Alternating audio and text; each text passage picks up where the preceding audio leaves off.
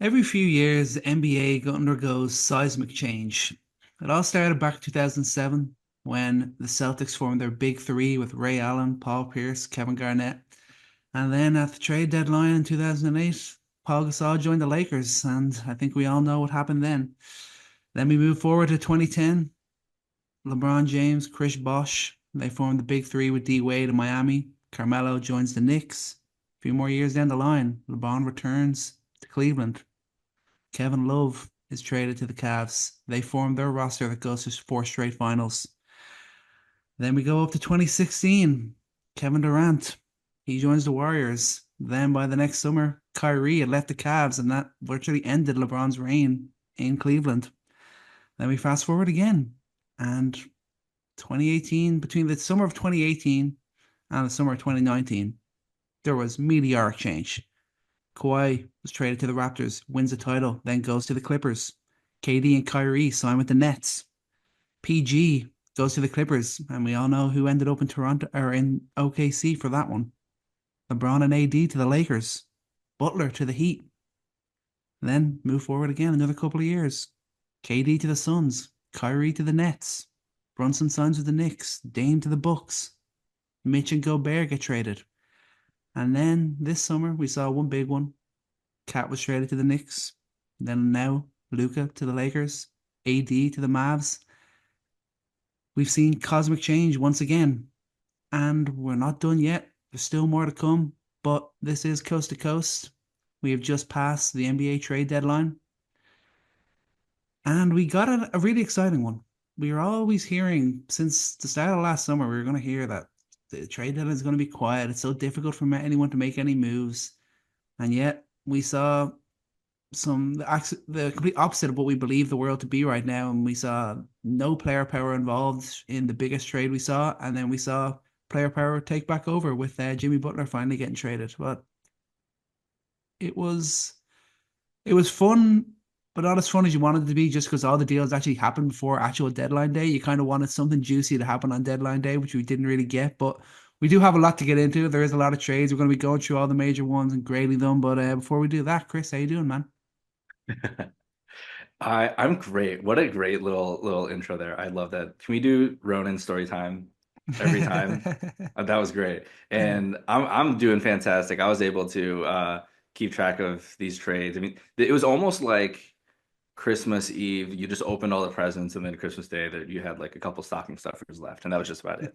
But luckily, I was able to keep up to date with everything while I was at work. And man, it's some great moves, and we'll talk about them all here.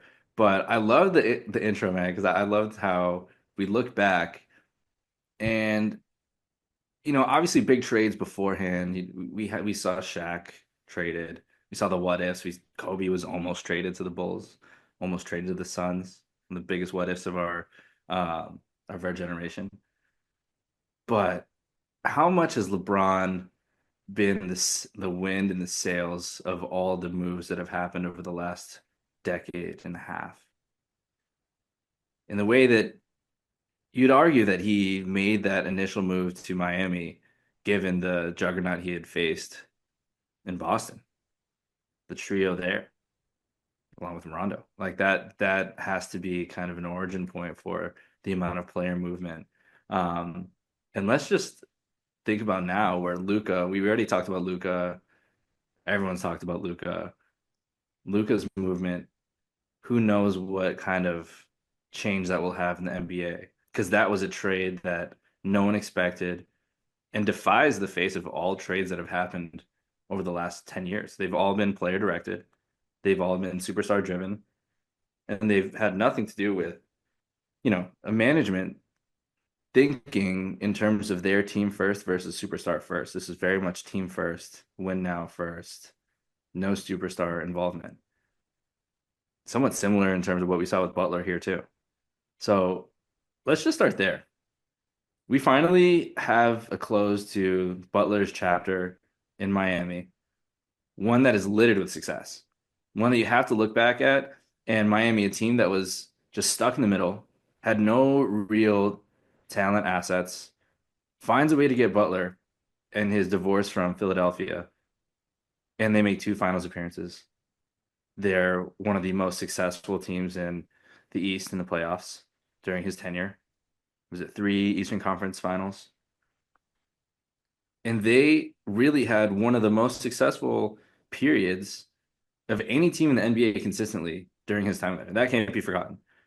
Obviously, had a couple seasons here and there that really disappointed, but they just totally overachieved. So, first of all, just to close the chapter there with recognizing that Jimmy Butler deserves his chapter, his celebrated chapter in Miami Heat history, even though maybe it was a little bit of a shorter one compared to D Wade.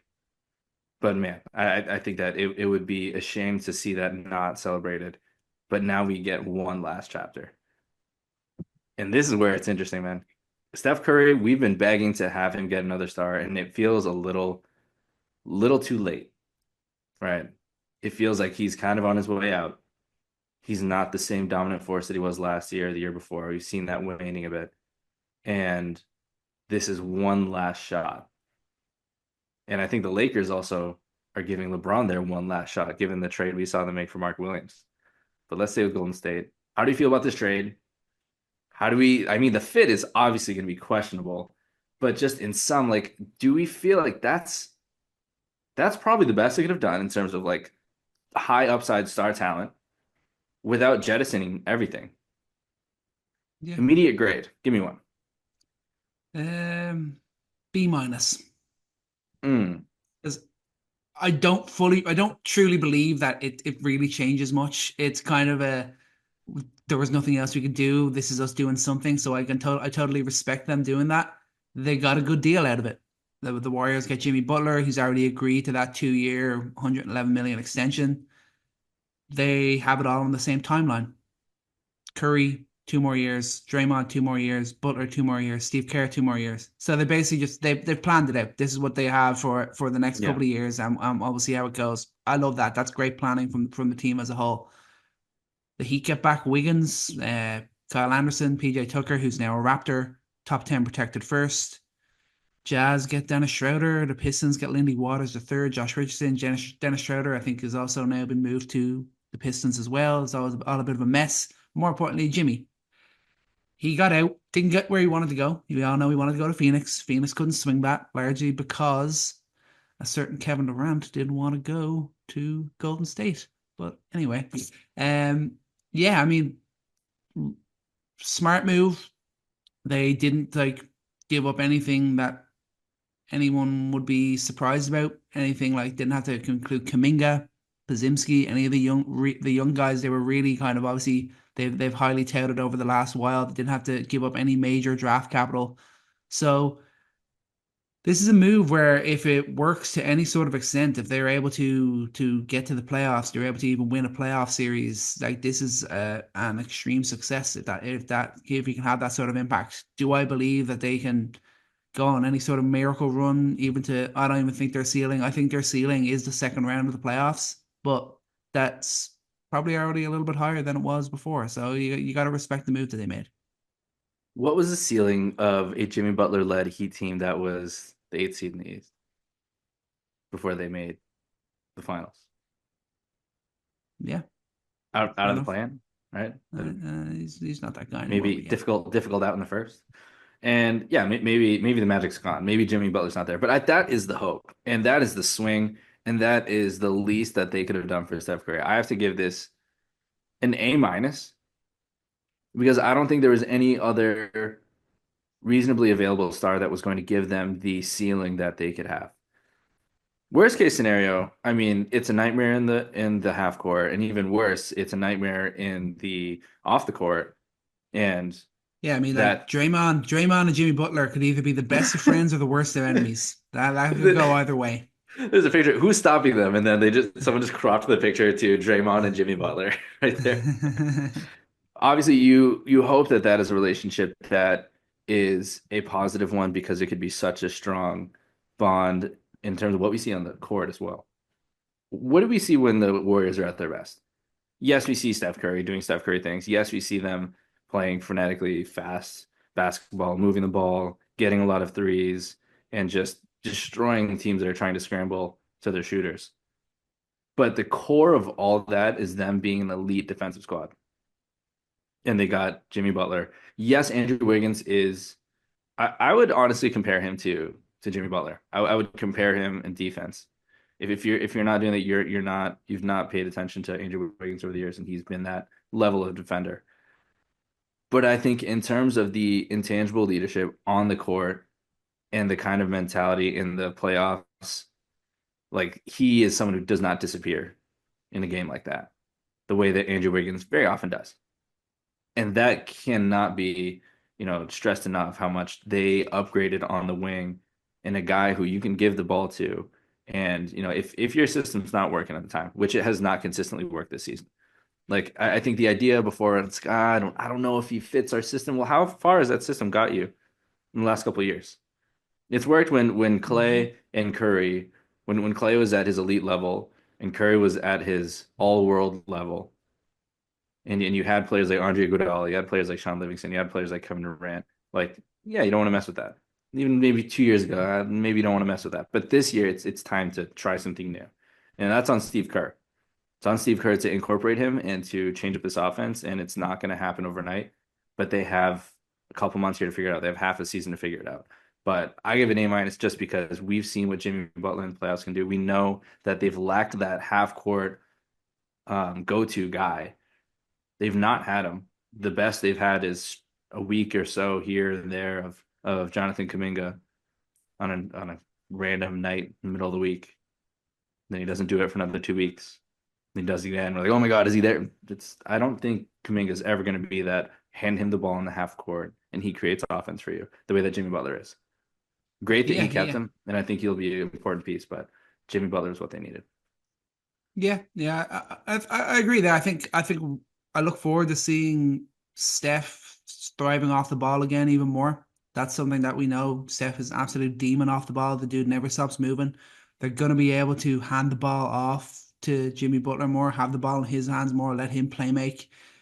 Obviously, he's going to provide a lot of cover for when Steph is on the bench. I assume we'll see Jimmy leading the second unit a lot, which is always a point of struggle for for the Warriors. So in those two areas, we're definitely gonna see a difference. Overall, like I said, I don't see it really making that difference, but this is obviously a move they had to make. I'm glad to see them still being aggressive without being reckless. That's they've done it right. This is obviously a smart move. They even tried to get Kevin Durant back, and like respect for them for trying to swing something like that. They played it down, and then they ended up going for it. So respect to the Warriors for that. Kind of interested to see it. Yeah, we're a little bit worried about the spacing and the shooting, but I think the improvement we could see from the second unit and the improvement we could see with Steph being able to play a bit more off ball, maybe getting able to get a little bit more space. That's definitely going to be a big plus. Yeah. So I mean, we give Curry a chance. That's the beauty of it. I think the beauty of it is this is a win now move. This was not a cash in your stars, send him to the Lakers or something for a bunch of their future assets. Um, this is let's try to get Curry one last shot, Draymond one last shot. Butler, you in? I know you're a second option, but we were your fifth option. But we can make it work. And I think they'll do their best, and it'll be a fascinating thing to watch with those two characters, with Draymond Green, with Jimmy Butler. It's either going to be a glorious road to a chance at contention and Jimmy Butler to show that he still has got that X factor in the playoffs, or it's going to be a messy end to Curry's tenure there. Um, I know he and wasn't we, playing last night, but it was almost a perfect start to the Jimmy Butler era in Golden State. They weren't far off pulling off a 26 point comeback on the Lakers last night. The Lakers tried hard to blow that one. They ultimately came out on top, but they were working hard to blow that one. That would have been a great sign moving forward for the Warriors. Obviously, they win. They're able to win with Jimmy on the bench, and then when Jimmy comes into the team, they're ready to start and going on a little win run. yeah, I think they'll be ready. But speaking of the Lakers, they made another win now move. This one is, I think, obviously the Luka trade is one of the most polarizing trades. The Sekele is what feels somewhat like honestly the best hedge for a win now slash future building move. They grab a guy in Mark Williams who I think it's tremendous potential. I mean, in terms of physical standing, we know like there's no one else who has a wingspan, standing reach that rivals that of Victor Wembanyama. Nobody. Mark Williams is the only guy. We also know that last season we saw him play in, I want to say, under 30 games. 19.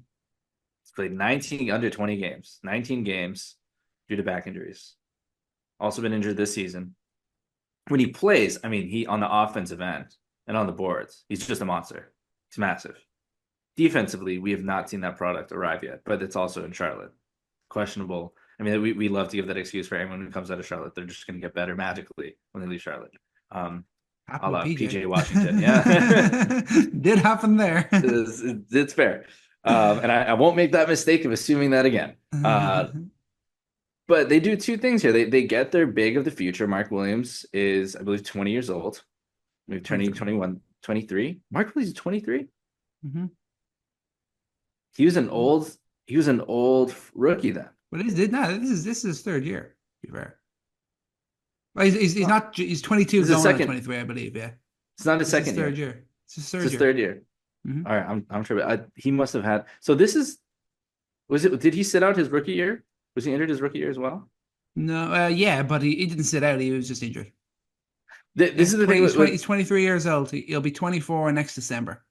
See, this is two things. This is the funny thing with teams in the dark like Charlotte, where you forget about their young guys, and then a couple years go by where they don't play because they're just injured, and you're like, James Bouknight, is he still a young prospect? Oh my God, he's 24 and he's been in the G League the whole time. Okay,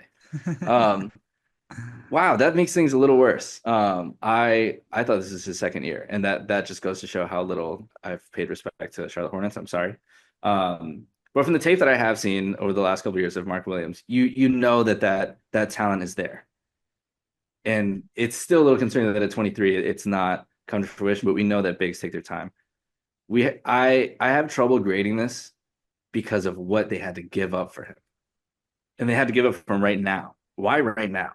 They did a 2030 pick swap, Dalton Connect, and a 2031 unprotected first round pick for Mark Williams. Like that was them basically saying, like, this is your big. This is the guy we're going to pair with Luka Doncic for the next decade. That's a really quick turnaround. Maybe they've had their tape on Mark Williams. Mark Williams has just always been that guy that they've wanted. I'm gonna give them credit that maybe that was their scouting. It just didn't make sense to pay all that when they had Anthony Davis on the roster. But now that they have a glaring hole on the 5, they needed to do that. But that is such a massive investment for a vastly unproven physical talent. And how many vastly unproven physical talents at the 5 in the NBA have we seen? Mo Bamba, James Wiseman, just to name 2. Is that not an insane haul for Mark? Yes, I guess the way you look at it and you're the Lakers, like, this is all the stuff we shouldn't have. We should have had to give up for Luka. That's kind of the way that it's being talked about now, which is kind of fair. Found money. Let's just spend it. Like, they didn't charge us for it's kind of fair. It's kind of true that most people would have expected Dalton Connect and the 2031 pick at the very least to also be part of the Luka Doncic trade. Just to say on that real quick, Anthony Davis, we're just seeing promotion for his new athlete prank show going around. So neither player has played for their team yet. So any Mavs fans, you still want to hold out hope that this is all just part of Anthony Davis' TV show. That's there for you. It's kind of crazy that this is happening around the time that's coming out, which is kind of crazy. Honestly, can't write so this funny stuff. But yeah, I mean, he's like the high risk. I think he's a high risk, high reward sort of player, Mark Williams. I've always believed in his talent. I liked him coming out of the draft. I believed he was going to be a really impactful player. But then obviously the huge concern when you're coming straight out and instantly have the injuries and back injuries as well. That's such an area where that really, really worries me. Thankfully, obviously, after missing the start of this year, he's actually played in 23 of the last 28.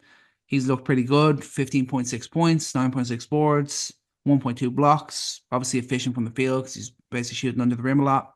But of course, he's only played 85 of a possible 246 games so far. We'll actually cut off that a little bit because I'm analyzing for 3 seasons, but only 56 starts in Charlotte. How's he going to adjust to the bright lights of LA? Like, let's not mince words. Like, it is a huge shift. He's going to basically like no eyes on him to all the eyes on him. Like that's a huge area of growth that we're going to need to see from him. I do believe he has the talent. I really truly believe that Mark Williams has like all-star potential. Like if 10 years from now he has like two, maybe even three all-star appearances, I wouldn't be surprised at all. It's just a question of can he become that legit rim protector? If that area of his game grows and he's healthy, this becomes like an A plus. But it also has a very likely outcome of being like a C minus or a D because of the injury history, the fact that the rim protection is fine, but it's not what the Lakers need it to be. So For a it's a guy who bold can move. literally touch the rim on his tippy toes. Yeah. I mean, it's a Like, bold move. I do believe that. I believe in it. Right now, I'm going to give it a B plus. I believe in this move. I believe in Mark Williams. I think he can be great for the Lakers. This is a guy that Luka wanted. He basically said, I need that athletic lob threat. They went out and got him. I do believe in this move for the Lakers. Nikola Jokic is number one in PER amongst, well, all players, obviously among centers. Where do you think Mark Williams ranks? Top 5, top 10, top 20, top 30? I don't know. Like, this is really bad. Like top 100. He's number two. Number two. Damn. He's number two in PER. Um, a conglomerate stat that predicts overall efficiency. And I think that without even playing with Luka Doncic, that is pretty remarkable. And I think that speaks to the offense. It's just the defense. And you're asking a lot from the Lakers organization and LeBron James to mold these two guys. Luka, that would be the most important molding piece.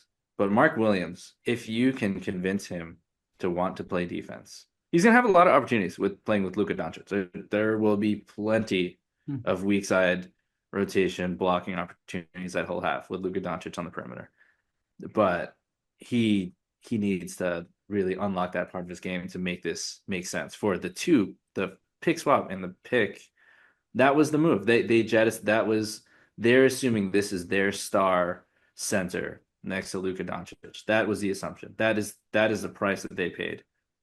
And that I think that could haunt them down the line, which is why I have to give this a C plus because I understand the win now. I understand that you want to give LeBron a chance. Win now It's and like, win hey, later. That's the move, yeah. hey, we gave you Luka, but you have no defense. Okay, here's Mark Williams. I think he'll play defense. I hope. So they hedged, in a nice way, but the cost to do that, to play both ends of it, was just remarkable. No pun intended. So maybe that I, wasn't a head scratcher, but it I have to was. wonder what was Utah's asking price for Walker Kessler. This trade makes Mm, me just wonder about that. Because well, even though I believe Mark Williams has a higher ceiling than Walker Kessler, yeah, Walker Kessler is definitely a more stereotypical big that you can kind of build your defense around. He's much more of a legit rim protector, which is obviously more important, I would argue, for the Lakers. But I know yeah. obviously Luka wanted that more athletic type of big. I would just wonder in this seeing this trade, I would love to know what Danny Ainge is asking for Walker Kessler.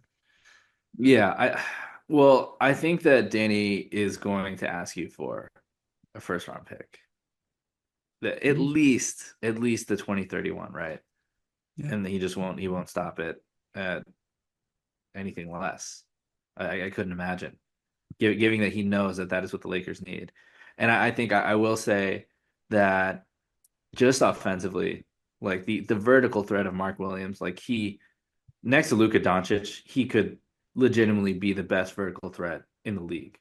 Mhm. I don't think that's an overstatement. Like he could be the best vertical threat in the league. Daniel Gaff, speaking of PER and beneficiaries of Luka Doncic, Daniel Gafford is fifth in player efficiency. How many dump offs and lobs from Luka has he benefited from, and the gravity of Luka that athletic centers can benefit from with Luka Doncic on the court. But we'll see. Small side note is that Connect is this side piece in a season where he was heralded as this major steal. Could not believe the Lakers got him, and then we've seen him a bit fall out of favor with JJ Redick at times. See him be frustrated with him, but I think that Connect will have a productive career. But I think we know now that that was never going to be a long term like building him into a star kind of thing. If anyone, I never saw that. I don't think that was giving up on him too soon or anything crazy like that. Are you buying back your Cam Reddish stock now that he's in Charlotte? Dude, I'm so far off that I can't even see it on the horizon anymore. I'm on a totally different boat. There's no way back to Cam Reddish Island for me. I can't Yeah. I That can't do last it. point to make of Especially that, not in obviously, Charlotte. yeah, that's so fair. So like this year, obviously smaller sample size, but the Hornets defensive rating with Mark Williams, 116.1, without 114.1. So slightly worse, obviously, with Mark Williams. Not a great sign, but still solid. The Jazz is with and without Kessler, obviously a bigger sample size, but they're in a worse position defensively. So Yeah. maybe that's a sign of some sort of hope that Mark Williams can provide some sort of cover. It's just how quickly can he become the guy they need him to be, because they kind of need him to be elite right away if we're talking still being able to win in the LeBron era. But obviously this is also a big move for the future alongside Luka as well, which we have to remember that part of it too. Yeah. So I feel like those are the big ones. LeBron and Curry get a chance, and Luka gets his long-term running mate. Um, Dalton, I hope you like barbecue because good luck in Charlotte. Um, let's talk about some of the head scratchers. Where do you want to go next? Well, before we get into that, we got to mention the big one that happened a few days ago Yes. that we didn't get to discuss. This went down Sunday night, and as we were all still reeling from the Luka Doncic Anthony Davis trade, so no one kind of really cared about this. This was a an unexpected trade, I guess, because we got Yeah. the extra bit involved in there. Yeah. But Fox got his wish. Fox headed to the San Antonio Spurs, had a very impressive debut there. So the Spurs got him and McLaughlin. The Bulls got Collins, Trey Jones, Kevin Herter, their 2025 pick back, huge. The Kings get Zach LaVine, City Sissoko, the 2027 first from the Spurs, the 2031 first from the Wolves, which could be huge, and ultimately 5 second rounders, because as people were saying, the first rounder they got from Charlotte is not going to convey this year, and that makes it turn into 2 second rounders. Okay. I'm glad you brought them up right after I said head scratchers. We're freshly into the head scratchers. This the more I thought on it, the more I hated this for the Kings. Mm-hmm. The more I hated this for the Kings. The Kings didn't have to do anything, truthfully. But there's argument to say that you're going to get the most value out of him, given that he has two playoff runs in him in his current contract. There's value in that versus one more if you try to trade him in the summer. You didn't get a 2025 from the Hawks. That was the Hawks pick was the one thing, was the one consolation prize of this whole thing.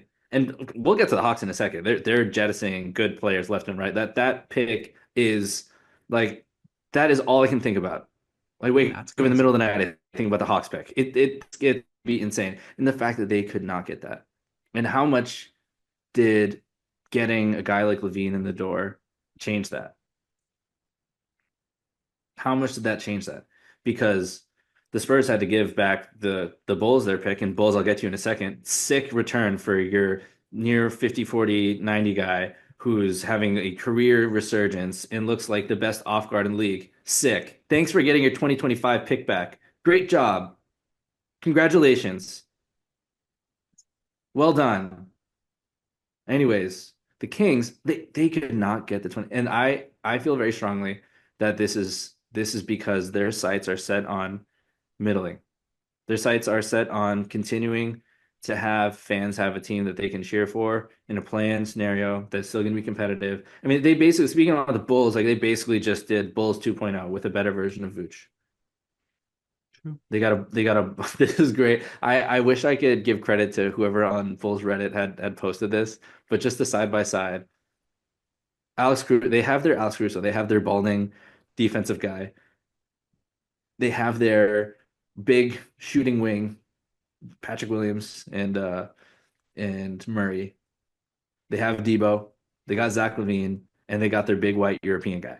Like they're just basically running back the Chicago Bulls. And I love the fact that they're trying to stay competitive. I love the fact they're trying to win. I love the fact they're investing maybe in Sabonis. They believe that Sabonis is still, an all NBA caliber player. He should be an all-star in their minds. He's one of the best centers in the league right now, best rebounder in the league. But is not the position I think that a lot of Kings fans and I think most NBA fans wanted to see them take, given that I think we all see the writing on the wall and they don't. Like it's with Fox gone, their window of contention shut. It's closed. I love Zach LaVine. I think he's going to be great next to Sabonis. I think you give Sabonis an option different than Fox, but it's going to be a better shooter than him. They finally have a real, true go-to shooter in LaVine. Best slasher aside from Moncton that they have. It's going to be great. Him and Debo work well together. You've seen that. But for what? For what? For a plane to show up for the plane to cash in on a first round exit? And was that the difference between you negotiating for that Atlanta pick? And can you imagine how sick you're going to be as a Kings fan if that is how this plays out, and the pick that you could have had ends up being something really worth it, and then the Spurs get that, and then you get to watch the Spurs with whoever that is in this really highly coveted draft build that guy alongside Wemby and Fox, and you get to see them be successful for a decade with that pick that you didn't get because you wanted Zach LaVine and you wanted to be in the play-in tournament. How sick would you be? And I think that's why I have to give their end of this, given that they had some of the cards, maybe not all the cards. I have to give them a C minus. I have to give them a D plus. That's thinking long term. I'm just thinking long term, and I'm thinking about the negotiating and the picks that they could have had, and the fact that Charlotte pick is fake, will be second rounders. I would feel kind of sick after thinking about this for a few days. I do feel kind of sick. Yeah. I mean, I'd probably be a bit more generous. Maybe I'll say C plus for the Kings based off the Wolves pick. That Wolves pick could turn into something, but obviously that's a long way down the In road. 2031. That's not till 2031. That's a long way down the road. Yeah, I mean the Kings. This move from Unless you're them watching kind of YouTubes of middle school basketball players, who cares? Like, okay. That's very fair. But I guess great move for the Spurs. Spurs get the Yeah. A here. My This God. is so good from them. Not only to not give up this year's unprotected pick, not even have to give up 2027's unprotected pick either. That is absolutely crazy. Um, yeah, the Kings just I I respect it, but it's also like they're just so desperate to not go back to being the ultimate losers that they've been for the last 20 years, that they've basically just they've not got the best deal that they should have for De'Aaron Fox. That's basically what happened. They were so fearful of going back into purgatory that they were like, okay, let's just do anything we can to remain slightly relevant in our conference, give us a slight chance of still being a playing team with the potential to get into the playoffs. That desperation, that panic has blinded them a little bit, and they have not got the best package that I think they should have got for De'Aaron Fox. Great for him. He got where he wanted to go. Great for the Spurs. Not so great for the Kings. And then obviously the Bulls are just the Bulls. I mean, woohoo! They got their 2025 pick back. Now they can play with no pressure. They can still finish exactly where they are right now, and they don't have to worry about the potential of losing their pick. But ugly for the Bulls. I mean, basically giving up LaVine for pretty much nothing. Pretty mid for the Kings, and just great for the Spurs. A head scratcher in the way that a three-team trade, that none of it was really about like salary dump or anything like that, and only one team has come out looking like winners. That's pretty weird. Yeah, because one team actually knows what they're doing. True. It's one team knowing how to manage their assets, and the other two teams just happy to be here. Happy to be here. And let me just belabor this a little bit because, like, how many randoms have been traded for second rounders in this deadline? And Torrey Craig gets waived this week and signed to the Celtics. Getting squeezed a second rounder. They're just not doing anything. No. They're not doing it. They fielded a call from because the Kings wanted Levine. They're happy to be involved. They made the trade. Oh, great. We can get our pick back. Okay, cool. Anything else you want? No. You sure? No. Like, we'll give you trade. Okay, yeah, we'll take that. Like, it is negligence to the worst degree. I feel like for a franchise that hired this GM management team and AK and Eversley because they wanted to bring a championship deck back to the Bulls, and this is how they manage their assets. And I think that it's such a lesson for looking at how teams are managed across the league where you see one small deal and it doesn't look great. And you're like, okay, it's just one deal. You can't kill them for that. But a championship is built off of a dozen solid deals and maybe that one great deal.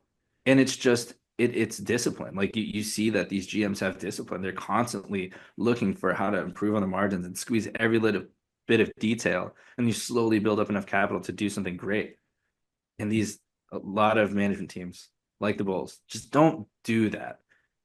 You just went back to square one when you started out by prolonging this iteration of the Bulls, not trading Levine when it mattered, going out and trading first rounders for Vooch, for trading first rounders for Debo, and not investing in your future and investing in a middling team.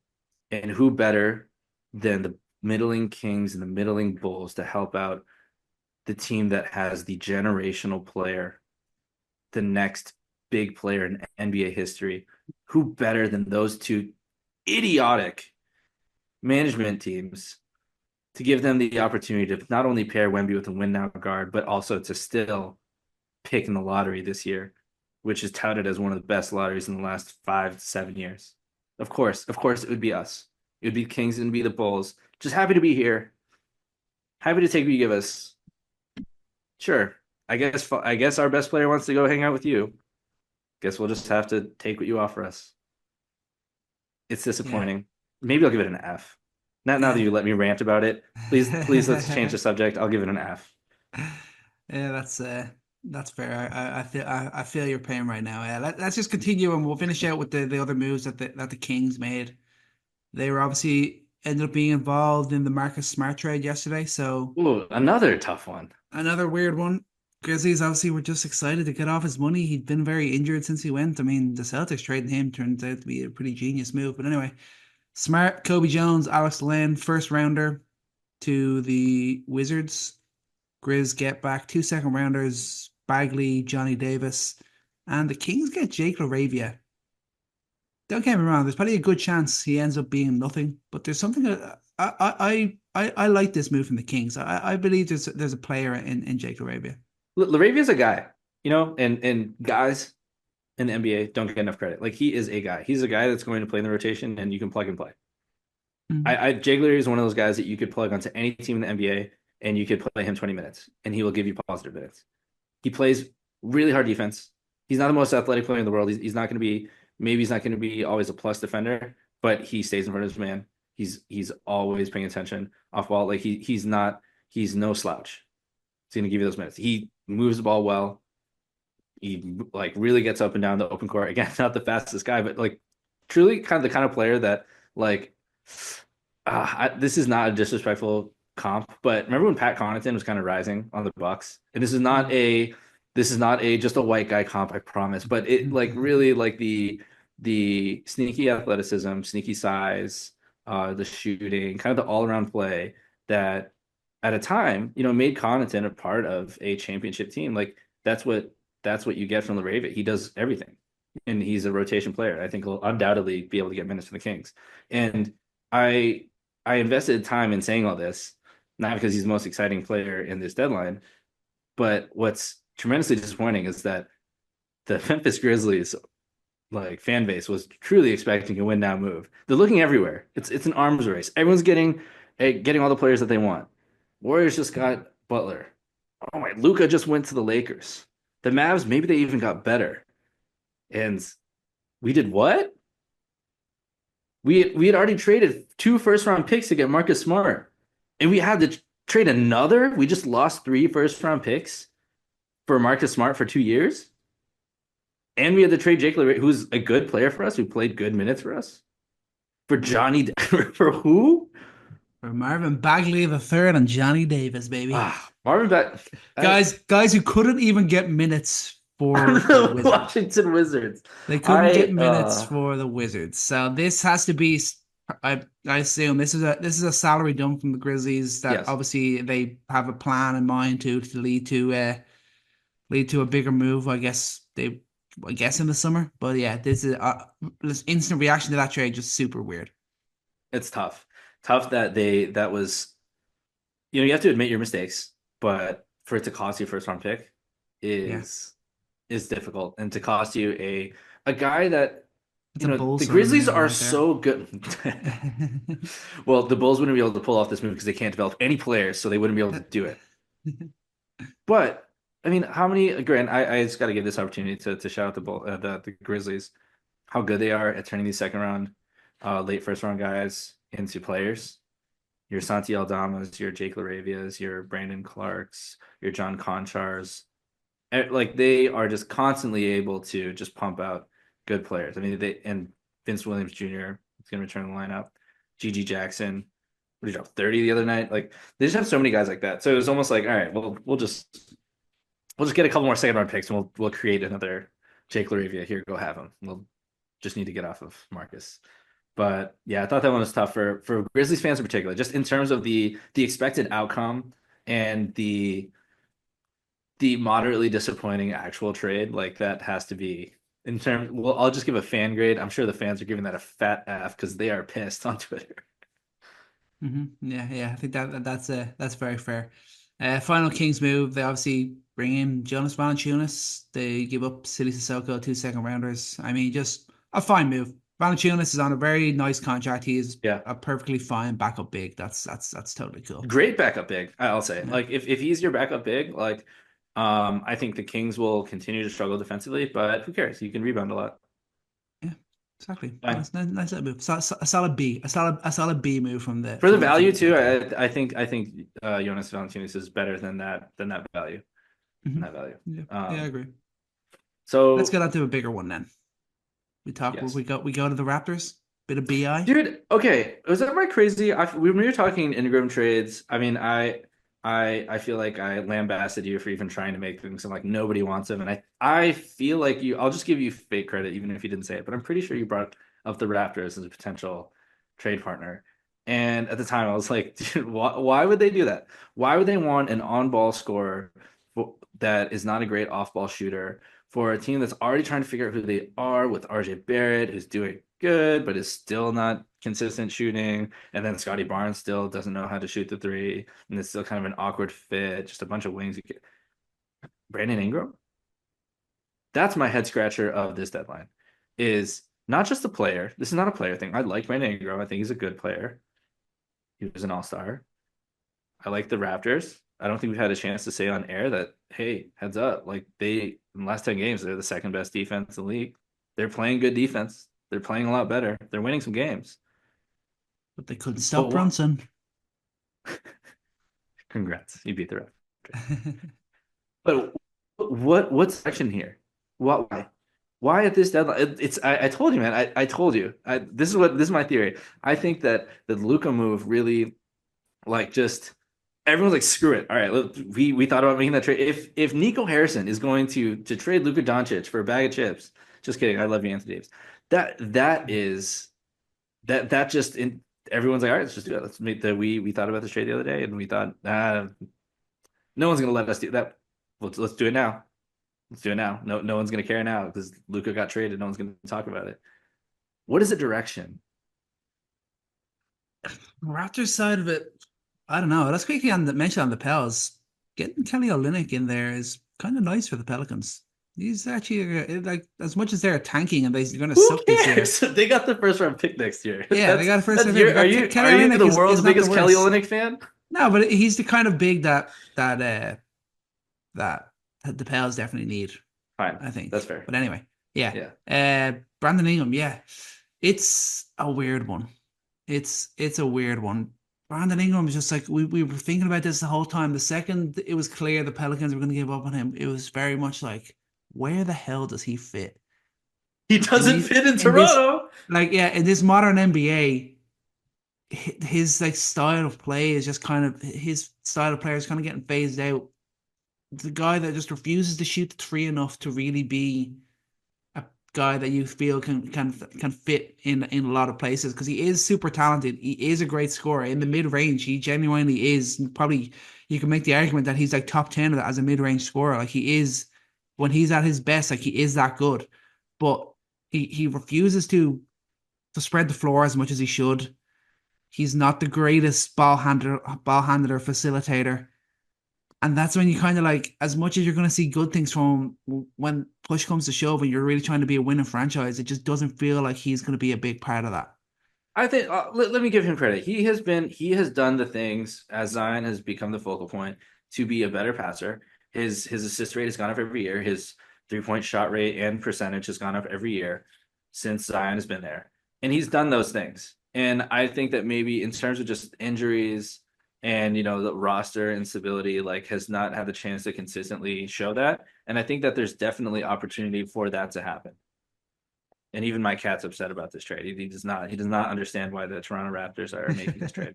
But I think that there's a player there. It's just the fact, like what you mentioned, like I don't know if phased out is a term, but the guys who are given the ball that much to be a mid-range operator and to kind of be hey, take the ball, take 5, 6 dribbles, and you can try to make something out of that. Like those are your Luka Doncic's. Those are your Jason Tatum's. Those are your high end wing creators that are efficient enough to do that. I think it's a low probability that Ingram turns into that level of player. It's possible. Maybe just the Pelicans weren't the right fit for him to be that. Do the Raptors think that? Maybe. But it's the fact that you still have RJ Barrett. Like you traded for RJ Barrett. He's your Canadian hometown hero. And he had some great moments. And I think maybe he's coming down to earth a little bit in terms of his shooting for sure. But are you gonna move Barrett? Or are you just gonna kind of like hope for the best? Yeah, I mean, I guess the lineup is likely going to be quickly Barrett, Ingram, Barnes, and Pirtle. For me, it's just like if they added a slightly worse Scotty Barnes to play alongside Scotty Barnes. That's like in my mind, like that's like I know Don't Scotty Barnes is disrespect better. Scotty Scotty Barnes is a better Barnes. defender. Scotty Barnes is a better facilitator, but he's not really a shooter. Neither is Ingram. But like that's kind of a comparison. Like I thought when I saw the shades, it's like he's way too similar of a player to to Scotty. And like, yeah, the fit is just ugly. Like, It's not like perfect, but it's going to give them an opportunity. he's a Like let's talented think short player. term. He's a talented player. So it's going to be interesting to see what happens like the last few months here before they're going to extend him and what sort of deal they're going to try and get him on. So maybe the Raptors are being really shrewd here. Maybe they can get him on a nice deal. That there is the potential for that. If maybe if he's struggling this next year, maybe he'll take lesser money. Like there's different ways this could play out. Right off the bat, you're kind of like this is probably a C minus for the Raptors and maybe like a B minus for the Pelicans. It's it's just a weird one right now. I kind of need to wait and see how this one plays out because I feel like this could go a couple of ways where it looks absolutely awful, where it looks pretty good for a while, or also where it just like nothing happens and he's with another team this time next year. I I think it's in the middle. I think that they're not going to be perfect. I think Brandon Ingram can be instant offense, and I think they're bad enough offensively where deploying Brandon Ingram in those cold stretches where they literally can't figure out how to score the ball, and on top of the burgeoning defense that's like I think very real. I think that they could be a very good defense with the personnel that they have. I think that's going to lead them to the plan. that could lead them to the play-in this year. And I love that as a Bulls fan. I because the Bulls refuse to tank. Bulls refuse to tank. In a year where the Blazers are winning games, Raptors are winning games, you just can't tank. Blazers won But again last night, man. again, you got to kick me off, kick my soapbox, my Bull soapbox, like hide it in the closet. I can't, I can't. But it's such an interesting time where the Blazers don't trade anyone, and then the Raptors are trying to trade for win now pieces. Raptors are And six the games the back of the Bulls, Bulls in the 10 seed right now, just to be clear. yes, but I understand that. But look at how many games they won in the last 10. Yeah, that's fair. So I think that it's going to be good enough for them to get better offensively that we'll notice it. They'll win more games. They could be in the play-in. And for what? Why are you going to ruin your draft chances this year? What is Ingram going to mean to you 5 years from now? Are you done with the Scotty Barnes? There's just so many questions and no answers with this move. It doesn't clear up their direction any further. And to trade your first round pick next year also makes no sense to me. But I think that there's a world in which Ingram is that small chance that Ingram needed a different scenario, um, albeit next to another playmaking big that that didn't work out perfectly in New Orleans. But maybe this is a scenario that works for him. Maybe Darko is going to find a way to deploy him in a way that makes sense. I give this a C. Um, and It's I first want to time in the add East too. Maybe I'll chill. Maybe I like it over on the East Coast, you know? maybe. Um, but I have to downgrade the team grade to like an F overall because they traded one of my favorite young guys. They traded Davion Mitchell for what? They're not going to play PJ. PJ Tucker hasn't played. Yeah. They Yeah, it traded was a him bit for weird. PJ Tucker, a second round pick, and Davion Mitchell's been great for them defensively. Mm. But why? Why? Nah, What he's a real what was the Heat reason? guy. He's a Heat He's a guy. total Heat guy, dude. Like Yeah. Davion Mitchell's going to be great Davion Mitchell could be my island. That could be my next island that I end up regretting staying on. But I think that he's a great player. Like he's kind of your next Patrick. You need a Patrick Beverly. You need a Patrick Beverly, and he's that level of player. I think. Um, that one I can't understand if that's a dump, a salary dump. That's a very small salary dump. That's Did he kind of ask what it, out? what it seems Maybe like. he's just not happy there. You got quickly, so Yeah. it's not like he has enough minutes that he wants. But No, that's definitely that was one of the more minor ones. That was a bit of a weird one. But let's get on to the Hawks late game dump yesterday. They made two trades. We'll talk about them both. Let's start with the bigger one. DeAndre Hunter to the Cavaliers for Karis LeVert, Georgie Yang, 3 second rounders, two pick swaps. you know what I'm realizing as we're talking about all these trades? I think this trade deadline just pissed me off, and I didn't realize it until we actually had a chance to sit down and talk about it. But so many of these trades pissed me off, and this trade pissed me off. What are the Hawks doing? Yeah. What are they doing? This is your sell high. That's what you get. Karis LeVert, who's expiring, sure. Who are you going to sign in Atlanta? Niang, okay, that's your rotation guy. Second round picks, was that it? Was that the sell high? Second round picks for a guy who's having a career year, a guy that I think, that you believe in, minus the injuries he's had. So he's never been able to put together a full season. Look at him; he's matured. He's put together a full season. He's fully realized as a like elite 3D player. This is the product that you envisioned when you drafted him. And you trade him for this to the best team in the East. You don't have your pick. Like why? What is happening? What is happening? This is not a tanking move. Trying to wear that again. This is probably the third time I have to say this. The Hawks don't have their pick. Why? Let's be positive. Let me be happy. The Cleveland Cavaliers, who's been one of the most fun teams to watch this season, as they've finally put together a finished product, they can say big F you to everybody who said blow it up. They're the best team in the East. They're toe to toe with the Thunder as best team in the league. And the only hole they had is like a true starting 3-and-D wing. Because they have a room of wings. They have a room of really solid wings that they can rotate out there, but not a true one, especially a big wing. And DeAndre Hunter is exactly that. I'd say right now, Think the he's going to best start? shooting wing. Yeah, he Yeah. should. He has to. averaging almost 20 points a game, shooting nearly 40% in the left corner. I think 46% in the right corner, almost 40% Overall, above the break it's threes. 56, Overall, 39, 86 splits. Like this dude's just shooting lights out. yeah, like every spot on the floor he can shoot. There's no hole beyond the arc. Like he's shooting lights out everywhere. Off the ball, he doesn't need the ball. And he's shooting 47% on wide open threes. How many wide open threes is he going to have with this Cleveland Cavs unit? How many wide open threes did Okoro have that he shot into the opposite baseline? You get to replace that with DeAndre Hunter. Um, Ironically, like two guys from the same draft, the same mold that one's panned out, the other one, not sure what the future holds for Isaac Okoro, but unfortunately, it seems like he's going to be finding his way out of the rotation again. But man, Cavs just like that is sneakily in terms of value and team context, like that's the best trade of the deadline, actually. Feels like a power move, all right.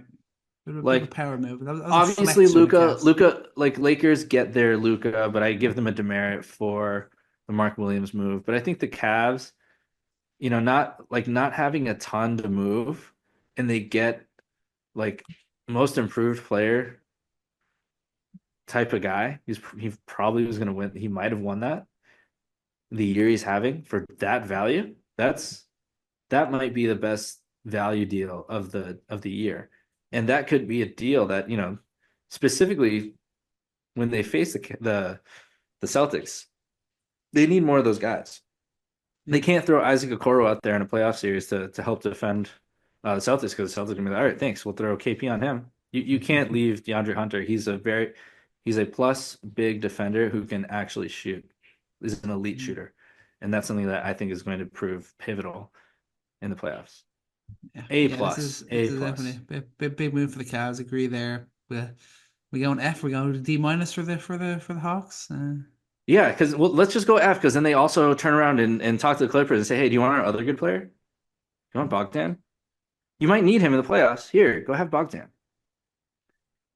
He was kind of a solo because he is having a difficult year this year. Bogdan. He's only averaging like 10 points on 37-30 splits, but like he's also been a guy where we've seen him average between like 14 and 17 points, and he's shooting like high 30s, low 40s from three, and like that's the guy that I think the Clippers are hoping they're going to get. I believe this guy does have the ability to be a legit scorer off the bench on a winning team. I really like this move from the Clippers. They obviously had grown tired of Terrence Mann. He'd kind of fallen out of the rotation. They never really had much faith in Bones Highland. So this is another kind of weird one for the Hawks, but a nice one for the Clippers. Yeah, well, like why? I guess. Well, I guess you get second round picks. They're just amassing on the second round picks. Maybe They're gonna find Nikola they're gonna Jokic. They're find gonna do people. it. Okay. So obviously not the worst trade in the world. Like he's having a down year. I still believe that he's the kind of guy that in a new scenery, like in specific situations, especially for a team like the Clippers, who just knows how to use their depth and knows how to get the most out of their guys. And Bogdanovich, a guy who like has been a scorer in pressure situations. Like he's for at least a bench guy, like he's the kind of guy that you trust in a playoff series. You trust a guy like that, a veteran scorer who's going to really up his game when the lights are brightest. But the Hawks are undoubtedly worse. I don't know why. I guess it's to get more assets. It's to get off salary. That's fine. That's fine. I think management wise, like you do what you can. And you just have to understand the fact that you're not going to have your pick. Doesn't mean you don't make moves to clear your books. Doesn't mean you don't make moves to maximize value on talent that's not going to matter this year anyway, even if you don't have your pick. But I just don't understand the DeAndre Hunter move still. And I guess that was the best you could do for Bogdan. That's fair. So I guess just plus, D Yeah. plus. Yeah, we got You got some value. B minus for the Clippers, just in case Bogdan doesn't turn around the form in LA. But smart little move around the margins there for them. The one that was just so funny to me, The Suns obviously giving up Nurkic and one of those crappy first rounders that they got to the Hornets for Cody Martin, Micic, a second rounder. Not What's funny? not terrible, What's but this just funny? shows how desperate the Suns were to get off of Nurk. It's just that's just hilarious to me. I think Cody Martin's a good rotation guy for them. That's another good rotation wing. Um, and I also think Micic like has had some pretty fun moments He had like as a a week as last a season, yeah, where he was like he was one of the fun guys around the he had league. a week. That's He true. had a week. He could give them a week. You never know. That's And true. they honestly, when you're the Phoenix Suns, you might need a week. Yeah, A you're week is gonna what it need a week. takes. That's true. But yeah, that Nurkic is a funny one. Yeah, he sucks. I hate Nurkic. Yeah, He's I the know worst. you've The always been a absolute hater. worst. I think he guess he overachieved last year, and then this year Deserves to be in Budenholzer Charlotte. obviously came in and he's like, "Yeah, get away from me." That relationship soured pretty quick. But let's move on to the last kind of big trade we saw. Kyle Kuzma is a Milwaukee Buck in a deal that ended up being a little bit bigger. Let's see, Kuzma, Baldwin Jr., Jericho Simpson, the Knicks go to the Bucks and a 2025 second rounder. The Wizards get Middleton, AJ Johnson, a 2028 pick swap. The Knicks ultimately received DeLon Wright and some cash. This is a peculiar move. My instant reaction is this is the Bucks beginning to get off salary, and this is ultimately going to lead to a Giannis trade this summer. Been saying that for 3 years now. But on the flip side, it's also Kuzma is a good player. Kuzma is having a really bad year. He is averaging 15 points, 6 boards, 2.5 assists. His splits 49 from on twos, 28 from deep, and 60 from the line. Like he is having an awful year on an awful team. But the 2 years previous to that, he averaged just under 22 points, just under 7 boards, 4 assists, 53, 33, 75 splits. He is a talented player. He could come in and have a resurgence. He could come in and probably produce to the level that we've seen from Middleton over the last year for the most part with all the injuries. That wouldn't surprise me. I think this is obviously it's not a game changing move from the Bucks, but this is a move that could maybe just swing things in enough of the right direction that kind of gives hope for them moving forward. So, you know, Kyle Kuzma is better than Chris Middleton because he has more tendons remaining in his legs. That's true. That's yeah, I think that's it. And then on Is the is flip he is he side, really like with Chris on the Middleton flip on side of one that, like leg? remember what Chris Middleton did when he was the only one on the floor in that playoff series last year, and Exactly. he went nuts. Like Kyle Exactly. Kuzma is not doing that. Exactly. I was being totally facetious. Like I think that that is literally the only thing better about Kyle Kuzma is that he's not coming off of dual ankle surgery in the summer. That's it. I don't like do I even need do you want me to even pull up his shooting splits? Do you want No, me to no, even no. say it? I Well, already did. I'm gonna They're say terrible. it. His catch and his catch and shoot. What do you think his catch and shoot is? Beyond the arc. 31. That's generous. 28. 28. So you wanted a guy who's going to replace Middleton, who was, yes, he's struggling, but that was your only other guy who can create his own shot outside of Dame. Hmm. What is he shooting on pull-ups? Oh, he's shooting 35%. Okay, tough. Well, at least maybe he's shooting like well inside the paint. No, he's shooting 54%. Like, why? Why? Like, were they just watching like 2020 tape on Kyle Kuzma? Like, hey, this guy is almost as good as Tatum rookie year Kuzma? Like, what version of Kyle Kuzma do you think they're getting? This was like I said, my instant reaction is this is the beginning Dump of the blow is up. the beginning, yeah, maybe, but That's kind of what it feels like. And also just like, oh, we had to do something. This is all we could yeah, do. Let's do this is it. what I'm saying, dude. The Luca trade empowered everyone to make every dumb idea a reality. It's like, hey, no one's gonna care.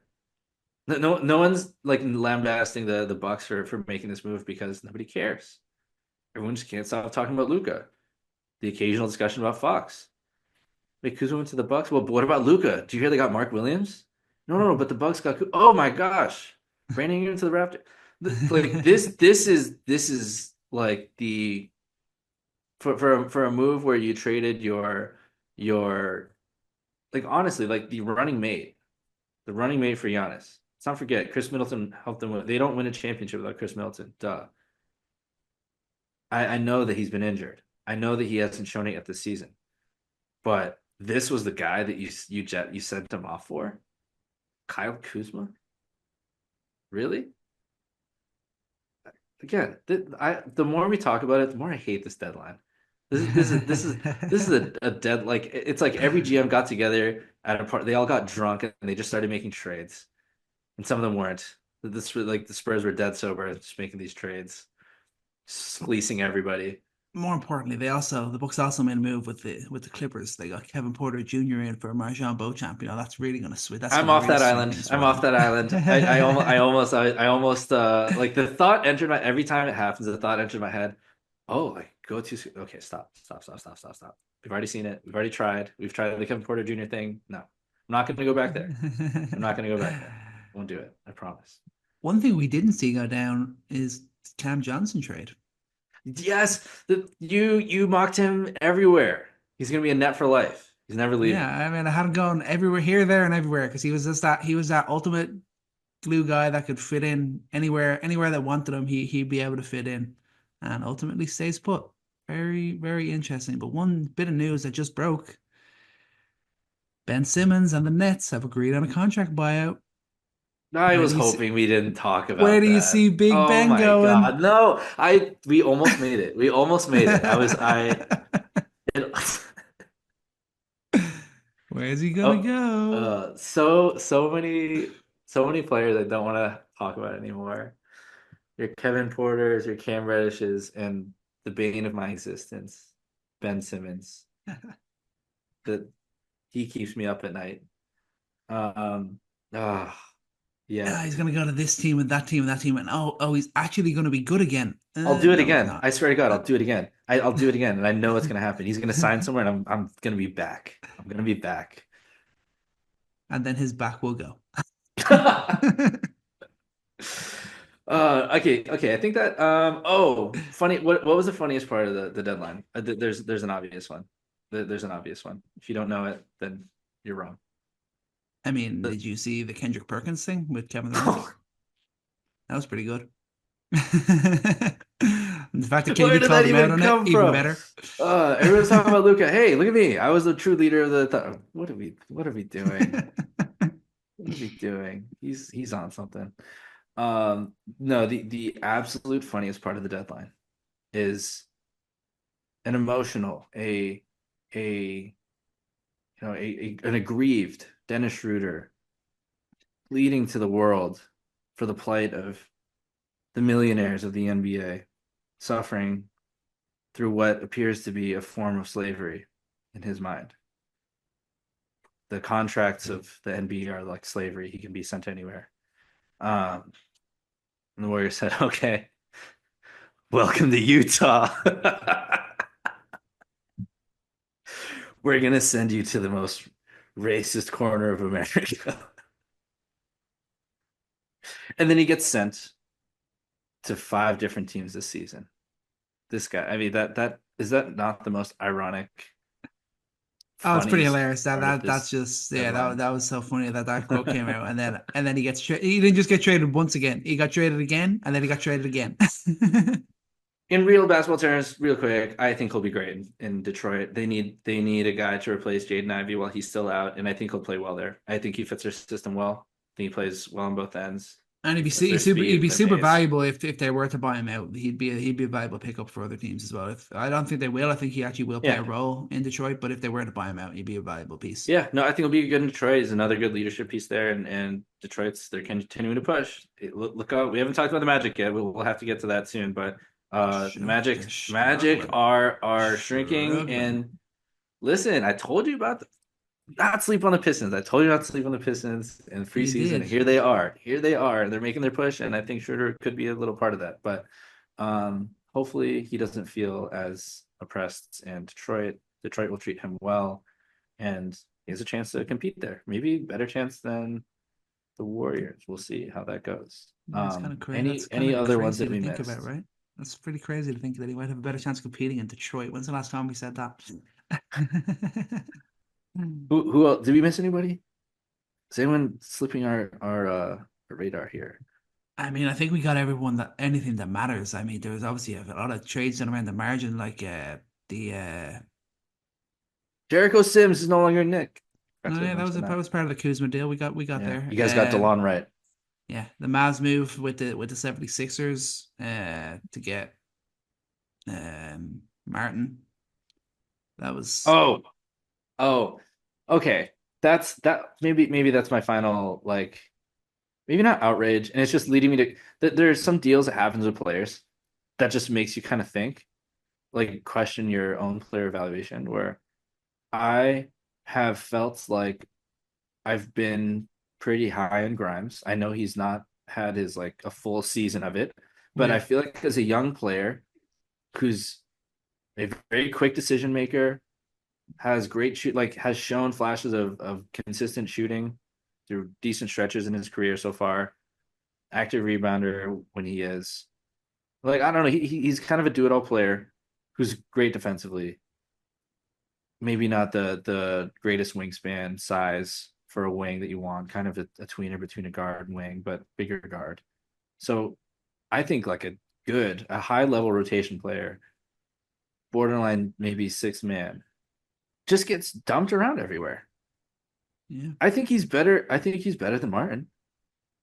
Yeah, I Like, mean this could turn into a decent enough move for Philly. Martin's been yeah, injured a lot of late. I guess the Mavs are kind of looking at him like, oh, we've seen you kind of show up in the playoffs a little bit. Okay, maybe we go and get you instead of relying on Grimes, who we haven't fully seen and we don't fully believe in yet. So I mean, weird one, and he's injured now, and he's more injured than they thought. He's going to be out for another two or three yeah. weeks. So they're His, just are the his Mavs trying to run become the all injured team, or that's what they're going for now? I don't know.